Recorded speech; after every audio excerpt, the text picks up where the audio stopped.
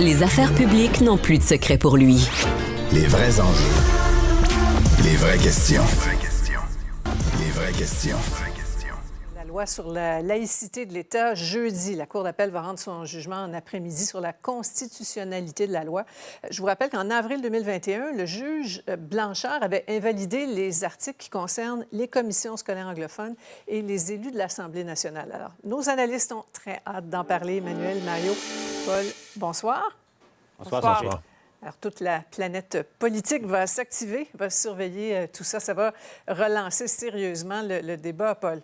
Oui, ceux qui ont raté la joute aujourd'hui, j'avais l'impression de voir un volcan que l'on croyait éteint qui se rallume et qui tombe en éruption instantanée. Tom Mulcair, Mathieu Bocoté, Elsie Lefebvre ont débattu. Effectivement, étape 2 là, du processus judiciaire. Et Sophie, vous avez raison, là, c'est deux aspects, notamment de la loi 21, là, qui sont scrutés par la Cour d'appel. C'est clair que ça va continuer jusqu'en Cour suprême, mais c'est une étape importante. Et puis, il y a matière, j'allais dire explosive, mais en tout cas, l'indice d'octane est très élevé dès qu'on ramène ça. Et pourtant, on n'en parle plus ou à peu près plus au Québec, mais une étincelle suffirait. Là. Ouais. Ça risque de devenir aussi par la bande le procès de la clause dérogatoire, Mario. Oui, parce qu'il y a un mouvement au Canada anglais qui s'est un peu calmé. Il y a le ministre David Lametti qui était vraiment un protagoniste là-dedans, lui qui considérait qu'on ne devait pas utiliser si largement la clause dérogatoire, mais qui est fondamentale dans l'équilibre entre les provinces. Le droit pour les provinces dans la défense de leur autonomie, de leur pouvoir, de déroger là, dans des cas spéciaux à la Charte des droits et libertés. Ouais. Ce qui est fondamental aussi, c'est que ce qui va s'enclencher à partir de là, Paul vient de le dire, ça va se rendre à la Cour suprême. Mais à la Cour suprême, là, la joute va être différente parce que Justin Trudeau, souvenez-vous de la dernière campagne électorale, il avait annoncé à son... Oui, moi je dis va sauter dans le ring. Les avocats du gouvernement fédéral vont sauter dans le ring pour venir combattre le Québec eux aussi, venir combattre la loi 21. Donc ça va amener toute une autre dimension. Oui, et Emmanuel, le calendrier va être à surveiller, là, parce que ça pourrait tomber à quel moment, là, la décision finale de la Cour suprême? Là? Bien, la décision finale, il faudrait que la Cour suprême aille très, très vite pour qu'elle soit rendue avant les prochaines élections fédérales. Là, plusieurs en doutent. C'est plus que ça tomberait autour d'une élection provinciale. Voilà. Ce qui serait très intéressant, c'est sûr. Moi, je vous dirais que même si la Cour d'appel maintient le jugement actuel, donc reconnaît que la loi 21 est discriminatoire, mais que le Québec a le droit d'utiliser la clause dérogatoire, sauf pour les commissions scolaires, de toute façon, ça va susciter un débat. Mario, il faisait référence. Justin Trudeau, lui, en ce moment, est en train d'essayer de sauver sa carrière politique. C'est quand il revêt sa cape de capitaine Canada qu'il y arrive à le faire, en général, à remonter. Puis Pierre Poilievre là, va être placé dans une situation plus difficile. On sait que lui est contre cette loi-là. Ça avait fait un peu des flamèches pendant la course à la direction, mais c'était très lointain. Là, il est l'aspirant premier ministre.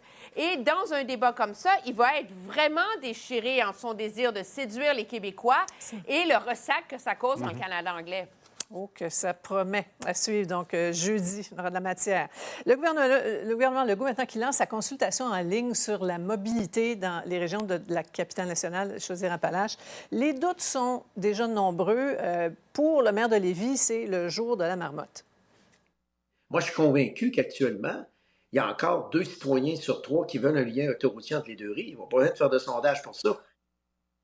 Mario, tu as fait l'exercice, c'est en ligne jusqu'au 22 mars, une vingtaine de questions. Tu n'es pas impressionné, hein?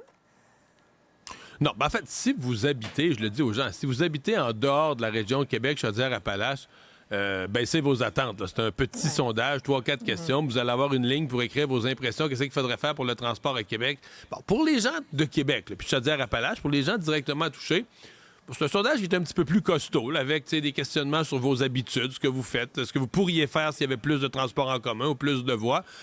Bien, sincèrement, moi, je regardais tout ça et je me demandais qu'est-ce que le gouvernement va pouvoir faire avec. Mettons que tu as les résultats, des pourcentages associés à tout ça. Qu'est-ce que tu peux vraiment faire de plus?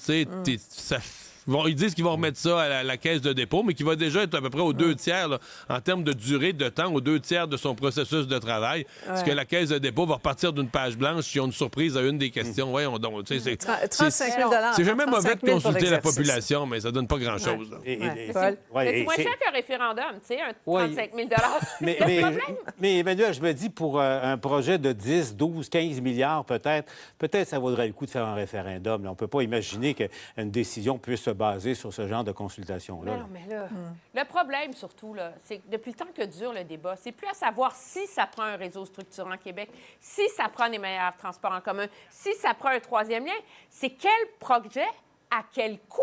Parce que ce soit le troisième lien, le multi, le bi, le tube ou je sais pas quoi, ou le tramway, c'est la question des coûts qui a coulé ces projets-là. Ouais. Donc, si tu fais un sondage un peu dans les nuages, aimeriez-vous davantage de transport en commun à Québec?